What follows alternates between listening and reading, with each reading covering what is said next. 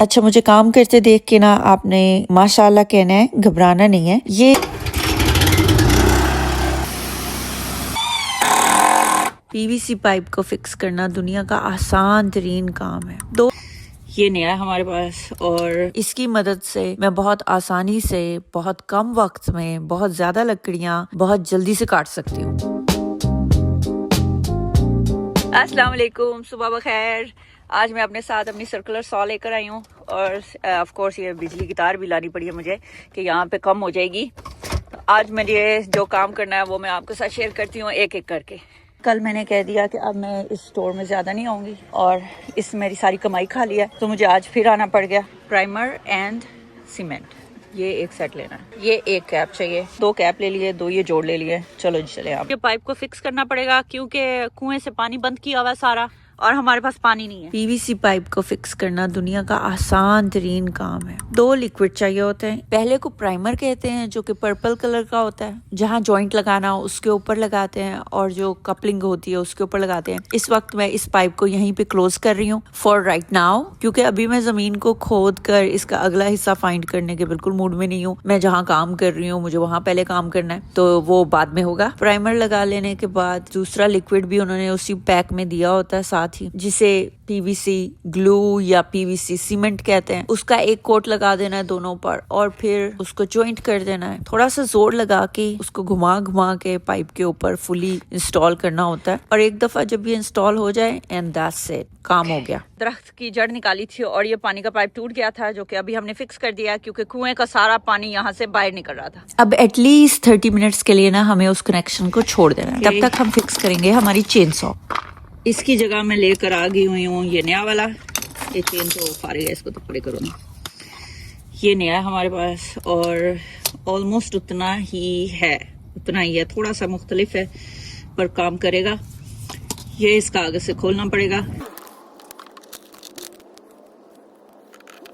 ये वाला जो इसका नेल है इसको काफी पीछे आना पड़ेगा इसके साथ एडजस्ट होने के लिए।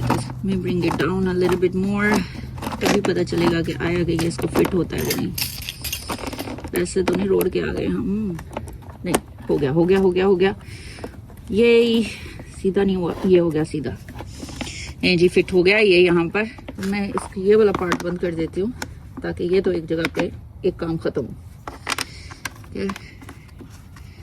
ये वाला ना इसके आगे फिट नहीं हो रहा है क्योंकि एग्जैक्ट तो मुझे रिप्लेसमेंट पार्ट मिला नहीं था, तो जो मिला मैंने वो ले लिया। अब इसका देखिए कितनी दूर है। अब इसी के साथ का जो इस तरह का पीस मिलता है ना वो मैं ऑर्डर करूंगी तो वो आ जाएगा होपफुली। चेन सॉ तो वापस बच गई है। इसमें थोड़ा सा ऑयल भी डालते हैं। चेन सॉ में हमेशा चेन का ये बार एंड चेन ऑयल ही डलता है। बाकी दूसरी तरह के ऑयल जो है वो काम तो करते हैं लेकिन फिर मशीन खराब कर देते हैं ना, तो वो रिकमेंडेड नहीं है। ये डाल देते हैं थोड़ा सा कि आधा सा दूसरी तरफ भी डालना है मुझे क्योंकि मेरे पास एक और भी चेन सॉ है। यहाँ पे इसका वो ऑयल का देख भी सकते हैं आपके कहाँ तक चला गया वो, और ये फुल हो गया यहाँ तक। That's it. Here we are, हमारा चेन सॉ रेडी है। इसको टेस्ट करते हैं आप। बिस्मिल्लाहिर्रहमानिर्रहीम।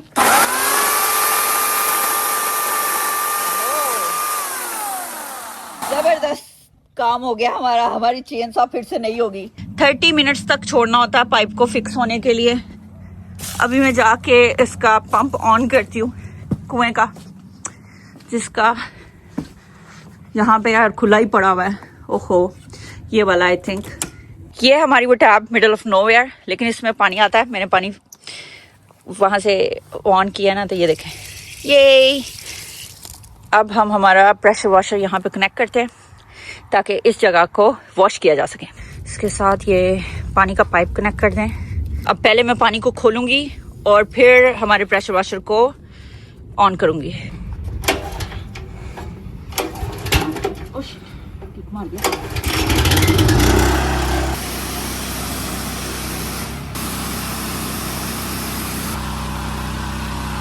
साफ हो गया सब, हमने वॉश कर लिया। ये देखिए कंक्रीट कैसे बीच में से शाइन मारता हुआ बाहर निकल रहा है। अभी थोड़ा सा गीला है, सूखेगा ना तो और अच्छा लगेगा, साफ साफ लगेगा। आज काम ज्यादा था तो लंच में साथ लेके आई हूँ।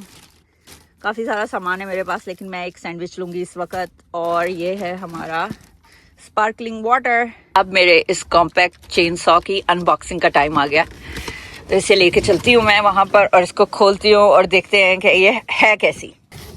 बिस्मिल्लाहिर्रहमानिर्रहीम। ये है हमारी नई चेन सॉ। कोई असेंबलिंग नहीं है इसकी, रेडी टू यूज है ये। अब बैटरी लगा के देखते हैं जो हमारे पास है। आफरीन है इन लोगों के ऊपर, कोई नॉलेज नहीं है इन लोगों के पास। मैंने उससे पूछा भी था कि भाई इसमें जो मेरे पास बैटरीज हैं वो लगेंगी कि नहीं, कहता लग जाएंगी लग जाएंगी। अब मैं लगा रही हूँ और वो लग नहीं रही, तो अब मुझे इसको ना वापस लेके जाना पड़ेगा और वो वाली लेनी पड़ेगी जिसकी बैटरी भी साथ हो। कि ये बैटरी तो इसके बीच में लग नहीं रही है ना, ये ऑन हो रही है, ये लग ही नहीं रही, क्लिक ही नहीं हुआ, ये ऐसे ही पड़ी है। इसको कहते हैं फटीक का पड़ जाना। तो इसको मैं वापस रखूंगी, इसको रिप्लेसमेंट लेके आऊंगी। अभी जो है उससे काम चलाते हैं। यहाँ पे जो इतना सारा कबाड़ इकट्ठा किया हुआ ना, इसमें से मुझे 2x4 के लंबर चाहिए। ये मुझे 2x4 के मिल गए हैं कुछ लंबर वहां पर, और अब इनको थोड़ा सा साफ सूफ करना पड़ेगा। ये तो बहुत पुराना लकड़ी है, इसे मैंने फेंका नहीं था। ये 1930 की लकड़ी है और ये 1930 का घर था ये वाला, जिसे मैंने रेनोवेट किया है, तो उसमें से ये निकले। ये देख रहे हैं, ये आप पुराने ज़माने में इस तरह के ना बिजली के जो वो वायरिंग होती थी वो इसके बीच में से फंसा के गुजारते थे। तो ये इसके साथ अभी भी लगे हुए हैं, इसीलिए मैंने इसको छोड़ा था कि कल को मैं इसके साथ कुछ बनाऊंगी। आज वो दिन आ गया। मैं यहाँ पे बना रही हूँ लकड़ियों को काटने के लिए सॉ पक, सॉ स्टूल, इसके डिफरेंट तरह के नाम है, लेकिन ये बहुत ही कारआमद चीज है। अगर एक एक लकड़ी को पकड़ के मैं काटने लगूंगी ना तो जमाना गुजर जाएगा उनको एक साइज पे काटते काटते। इसकी मदद से मैं बहुत आसानी से, बहुत कम वक्त में बहुत ज्यादा लकड़ियाँ बहुत जल्दी से काट सकती हूँ। ये तैयार हो गया है, इसको हम इस तरह से क्लोज करके स्टोर भी कर सकते हैं और इस पे रख के लकड़ियाँ भी आराम से कट जाएंगी।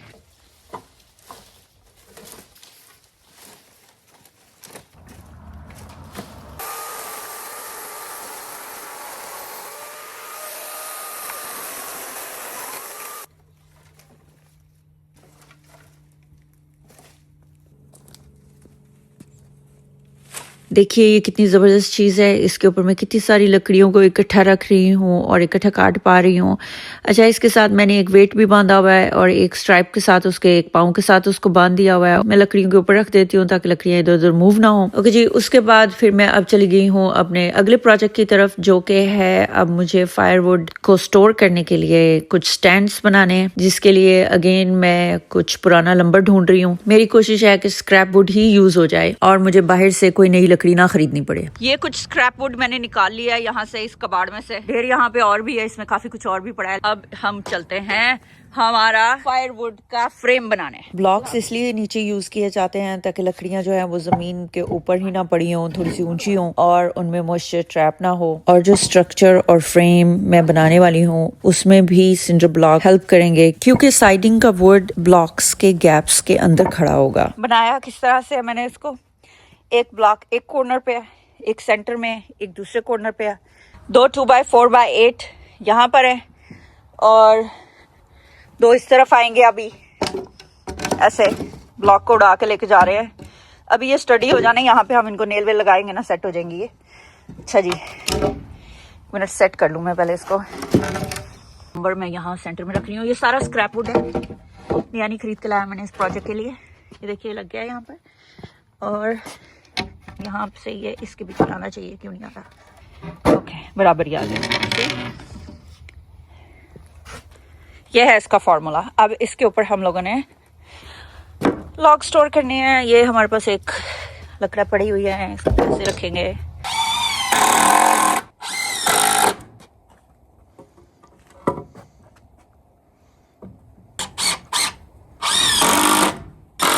ये जो 2 साइड की सपोर्ट्स है ना, इनको भी हमने कील लगा दिया और एक ये फट्टी लेके इसको यहाँ पे इधर इसके साथ, ये जो पीछे वाली लकड़ी है इसको उसके साथ कनेक्ट किया और फिर इन 2 को इसके साथ कनेक्ट किया। तो ये देखें कैसे खड़ी हो गई है, ठीक है ना। अच्छा, मेरे हस्बैंड को लगा कि शायद मैं ना इसी तरह पाइप्स के पीछे ही लकड़ियों को फेंक दूंगी और ढेर लगा दूंगी, तो उन्होंने ज्यादा सीरियस नहीं लिया इस चीज को। उनको आइडिया नहीं था कि मैं इस पाइपों को काटने वाली हूँ और ये जगह को इस तरह क्लीन करूंगी, फ्रेम बनाऊंगी, बाकायदा इनकी स्ट्रक्चर खड़े होंगे और फिर अच्छे से ऑर्गेनाइज होके लकड़ियां स्टोर होंगी। ये थी वो जगह जो मैंने आपको उस दिन दिखाई थी, गंदगी का ढेर थी, लेकिन माशाल्लाह मुकम्मल हो गया है। ये वाली साइड मैंने खाली छोड़ दिया। अब देखिए पिलर टू पिलर, इसके जो ऊपर के पिलर हैं ना उनके दरमियान में बनाया है, जो भी बनाया है। ये साइड यहाँ से खाली छोड़ दी है किसी और चीज़ के लिए अगर ज़रूरत पड़े तो। ये पहला स्ट्रक्चर खड़ा किया मैंने, ये थोड़ा बड़ा है। 2 सिंडर ब्लॉक का हिसाब रखा है यहाँ पे, और इसको इस तरह से बनाया मैंने ताकि सपोर्ट रहे लकड़ियों को साइड से और नीचे से। ठीक है, लेफ़्ट ओवर वुड था, ये मेरा स्क्रैप वुड था, काट काट के यूज़ किया। ये दरमियान वाली लकड़ी इसलिए लगाई है ताकि वो जॉइंट लगाए इसका। ओके, आगे चलें। इस स्ट्रक्चर को मैंने जो पीछे इनके यहाँ पे पिलर लगा हुआ है ना, उसके बीच में भी नेल इन किया है ताकि सपोर्ट रहे।